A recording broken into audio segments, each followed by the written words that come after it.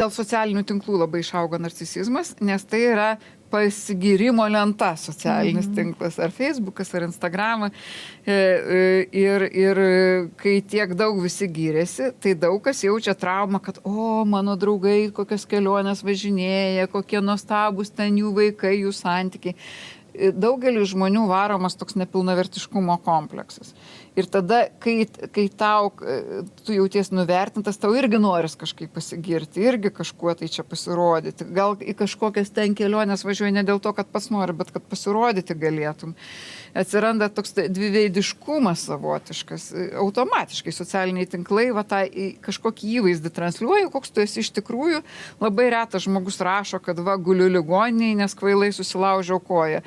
Ne, rašo, jau išėjau iš ligoninės ir kai puikiai pasveikau, tik tada rašo.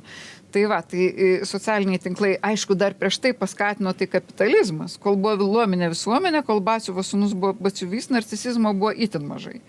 Bet kai pasirodė, kad bet kuris batsiuvys gali tapti prezidentu, jeigu jisai per galvą persivers, tai tada jau žmonės pradėjo labai smarkiai pasiekimų siekti, pasiekimų kultas atsirado, o dabar jisai labai yra užaštrėjęs ir tas toks dvigubumas užaštrėjęs.